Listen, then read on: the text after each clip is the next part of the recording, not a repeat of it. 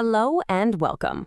Today we're diving into a story that's about 2,000 years old from the Gospel of Luke, chapter 24. It's the story of two disciples on the road to Emmaus. And what's amazing is how this ancient text speaks so directly to a feeling we all know, disappointment, and offers a pretty radical way of looking at our lives, right here, right now. We had hoped? Wow. Is there a more human phrase in all of Scripture? That is the sound of a hope that has been completely shattered. These followers, you see, they had pinned everything on Jesus, all their dreams, their vision for the future, and then just like that, it was all gone. So, the story kicks off with these two disciples literally walking away from their dreams. They're leaving Jerusalem, the very city that was supposed to be the center of all their hope, but now it's just a monument to their failure. Everything they had staked their lives on, well, it seemed to have died on that cross just 3 days earlier. And this, right here, this really gets to the heart of their despair. It's not like they'd forgotten all the amazing things they'd seen, the miracles, the incredible words he spoke. But those memories, they suddenly felt hollow. A great past just wasn't enough to rescue them from a brutal, confusing present. Does any of that sound familiar? I think it does. The text really invites us to connect their journey to what it calls the shipwrecks of our time. That ancient feeling of lost hope, it echoes in our own anxieties today, doesn't it?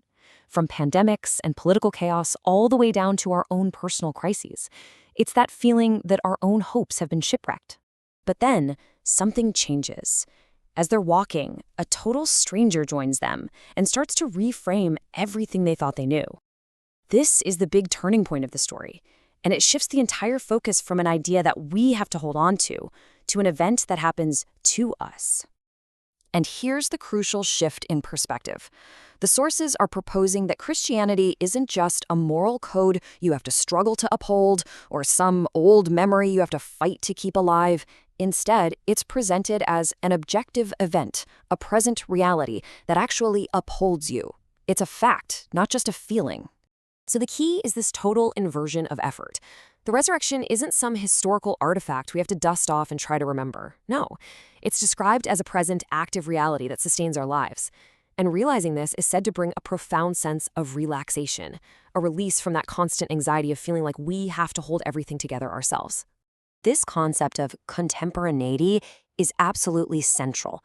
The idea is that the encounter with the risen Christ isn't locked away in the past. It's presented as a live possibility for anyone, right now. It's an event that can meet you on your own road of disappointment and totally change your perception of everything. Okay, so how does this encounter actually change things on the ground? Well, it's not about escaping the world or its problems. Not at all. It's about living right here, within it, facing everything, but in a completely new way. The very first sign of this transformation is an internal one, a burning heart. And listen, this isn't just about feeling sentimental or emotional. It's framed as the beginning of a new awareness, a sign that something objective is happening to you. It's like a new movement in the real, where even mundane, meaningless moments can suddenly come alive. This new way of seeing basically redefines life itself. It's no longer this solitary struggle against your own limits or against the world's chaos. Instead, every single circumstance, the good, the bad, your work, your relationships, even your suffering, is now faced with a companion. The whole idea is that with this presence, nothing in your life is ever wasted. Now, this new perspective, it generates this profound freedom. It's not about being indifferent or detached from life. Actually, it's the opposite. It's about being able to engage with the world fully, to love, to work, to build, but without being possessed by any of it, without placing our ultimate hope in things that are, in the end, temporary. This transformation is described as so complete, so total, that it results in becoming, a new person, what St. Paul actually calls a new creature. And that is not just some poetic phrase. It points to a new life with an intensity that we just can't generate on our own. It's meant to be a real, observable change in how a person relates to themselves, to others, and to all the challenges they face. It's a life that truly begins to flourish. So what does this even look like today? How does this idea answer the modern objection, I can't see this, I can't touch this? Well, the text argues the proof is visible in the changed lives of ordinary people. It's a phenomenon of a different humanity. It's someone who is free from their past, who loves differently, who faces hardship with a kind of hope that just can't be shaken. And ultimately, this whole transformation isn't the result of our moral effort or just trying harder to be a better person. It's described as the fruit of an encounter.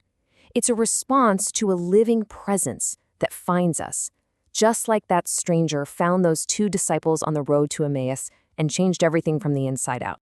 And that really leaves us with a final question. This ancient story proposes a grand new possibility for life. So the challenge it leaves us with is this: to look around us, and even within us, for signs of this new humanity, this different way of living that began on a dusty road, and, as it's claimed, is still happening today.